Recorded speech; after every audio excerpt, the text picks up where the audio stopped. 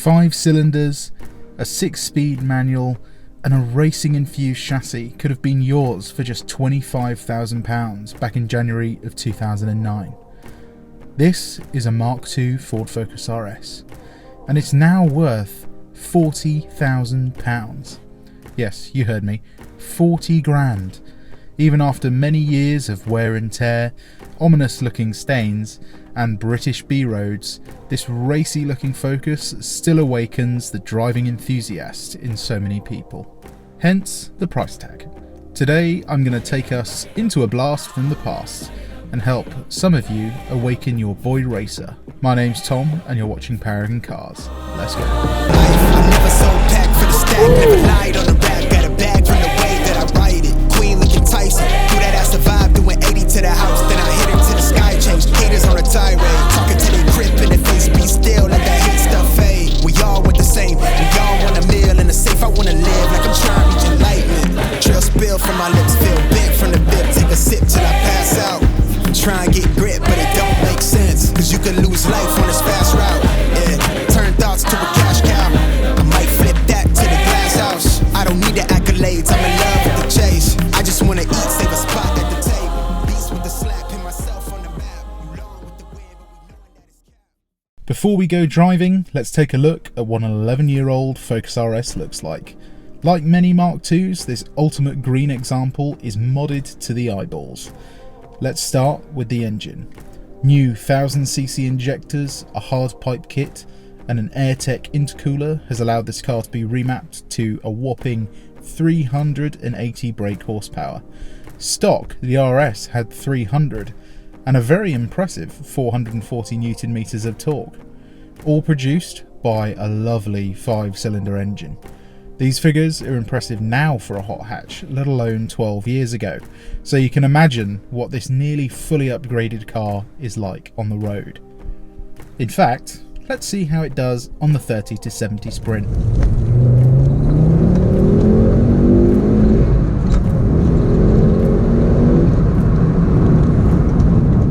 On the 30 to 70 sprint, you can see the Mark II Ford Focus RS managed a really respectful 4.48 seconds. Now keep in mind with this time, I'm shifting manually from second to third gear, and I'm not going to be flat shifting because this car is for sale. So if you were driving it like a complete hooligan, you could probably match the A45's time. That's pretty impressive. Here on the inside is pretty much what you'd expect from a Ford Focus RS car. The main attraction are the colour-matched Recaro bucket seats. Plenty of support as you'd expect, but they're not as easily adjustable as they could have been. I suppose being a hot hatch, Ford wanted the car to tell you it meant business, and I have to say, this Focus RS certainly does that. Apart from the RS badging and dash-mounted dials, the rest of the cabin is, of course, mainly old Ford Focus. It may look dated, but it still has everything you'd want, from air conditioning, a fairly decent stereo, and the trademark heated front windscreen. The rear seats are also very much usable for an adult. It's still a Focus at the end of the day. The boot is also pleasantly large with 385 litres of space. It's big enough for pretty much anything you'd ever need to carry. Beyond the boot is the diffuser and the Scorpion exhaust. Stock, you'd get a lovely 5-cylinder warble, but upgrade it to this full Scorpion kit and the car comes alive. We'll hear it on the road in a minute, but let's have a little taste of it now.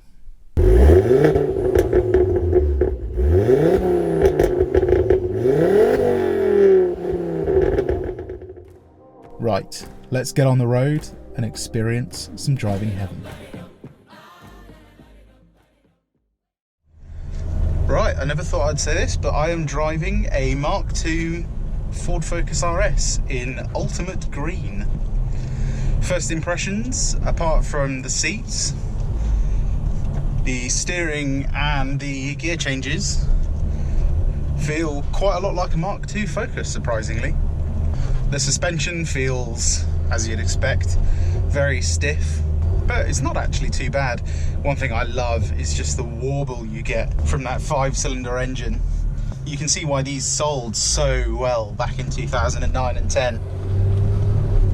Now, of course, because of the mods, you do notice there's a little bit of a difference underneath the skin of this car. The initial pickup is quite impressive, and of course the Scorpion exhaust makes quite a lot more of a racket. One thing I want to point out actually is when you initially get in the car, you think, oh, where's the seatbelt? You have to go about 3 foot behind you to actually find where the seatbelt is. So ergonomically, not the best design car, but a pretty neat quirk.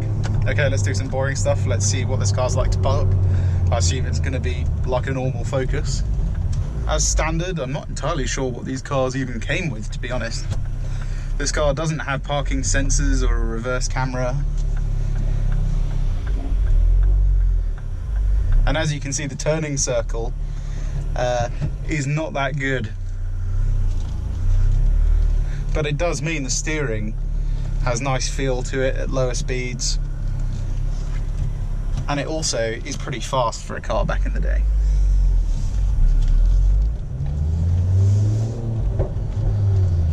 Nice pops and bangs from the exhaust.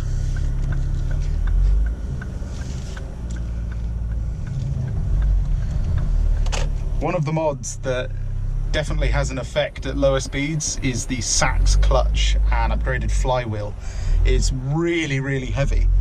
But to be fair, coming out of junctions, it's pretty accurate. And the Quaif diff really helps when you're at quite a lot of steering lock. Okay, let's crack on and get onto the motorway. Okay, now we're at a national speed limit. We can see what the power's like. Coming around roundabouts, it feels so flat. That clutch allows you to change gear so quickly. And yeah, it definitely feels like 380 horsepower. First, we're going to do some driving on the motorway, talk about the other specs of this car, and then we're going to do some twisty road driving, which is what we all want to see, really, isn't it? Right, now we're on the motorway, we can talk about some of the other things about this car. I think first, let's start with comfort. Now, the seats do look racy, they are racy, and of course they're going to be. It's a Ford Focus RS, they're Recaro seats. But they are pretty comfortable, you know. For something that looks pretty intimidating, they actually feel pretty soft when you're sitting in them. And doing a long journey in this car wouldn't be too different from doing it in just a normal Mark II Focus, to be honest. There's not as much adjustment as I'd like, but having said that, you don't really need it unless you're a bit of a weird shape. Visibility when changing lanes is pretty good. Because this is a 3-door car, you get much bigger front doors, so seeing out the glass is a lot easier because obviously the glass is bigger. The only struggle I had was with parking, and that's just because the turning circle in this car isn't very good. That seems to be a trademark of all Focus RSs for some reason. In terms of interior quality, yes, there's hard plastics everywhere. It's still a Focus at the end of the day. There are some squidgy materials, and this is some sort of carbon fibre effect trim that looks okay. But it's got all the creature comforts, you know. You've still got the air conditioning, as I mentioned in the intro. You've still got the heated front screen. You've still got a fairly decent sound system. It's not as good as the latest cars. Of course, it's not going to be. But it's good enough to listen to the radio and then some bassy tunes. But that's not really what this car's about. This car's about driving. And for the money it was back in the day, it was certainly worth the money. Today, I'm going to have to drive it on some B-roads to find out. But so far, this car feels a lot quicker than I thought it was going to be. A lot of people have said, oh, it doesn't feel like 380 horsepower. I'm telling you right now, this car feels as much as 380 horsepower as 380 horsepower can feel.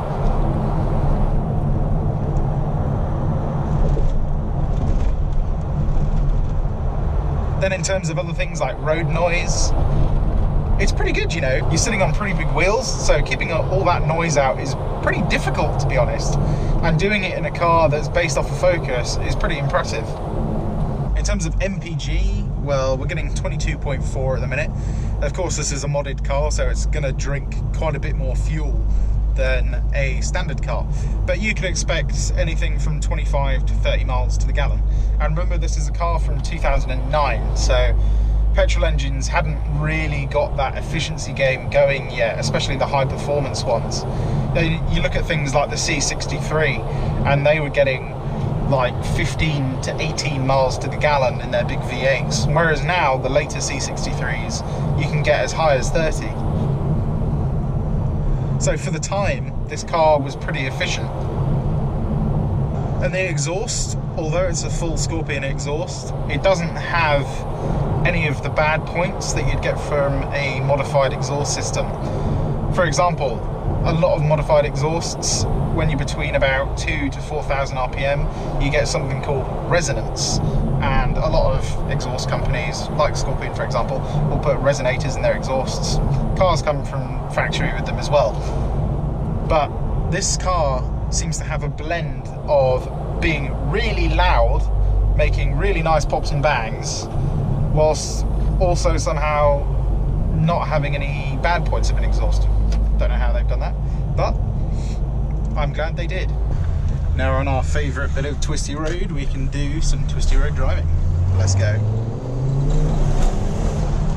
Quaif diff keeping us as straight as it can.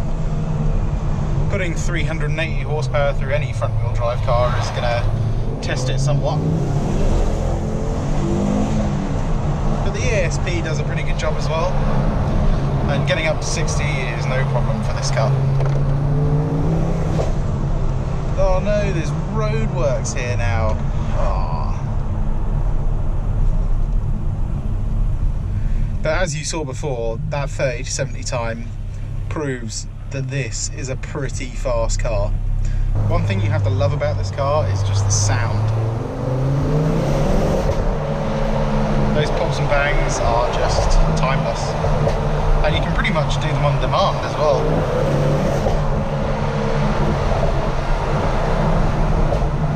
Just blip the throttle between like 2.5 and 4 and it seems to do it.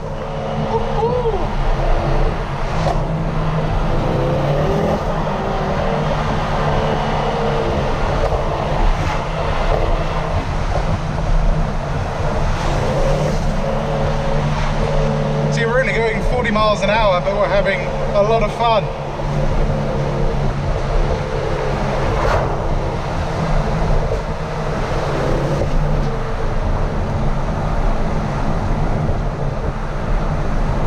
And for all the weight that Sachs clutch has,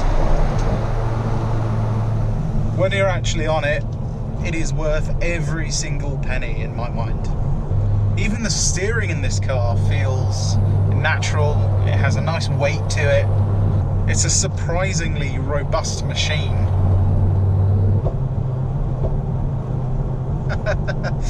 That exhaust noise never gets old.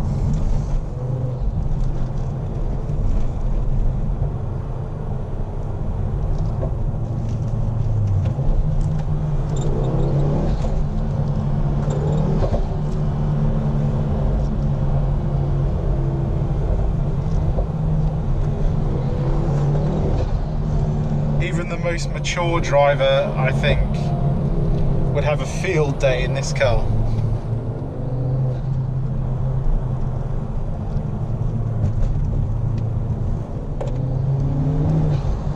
You can see coming around corners, when you put your foot down, the Quaif diff just tightens up and pulls you around. Everything about this car feels so mechanical, and this car's old now and it still feels so tight and well sorted. Even the suspension feels really well sorted. Let's give it one last blast up here.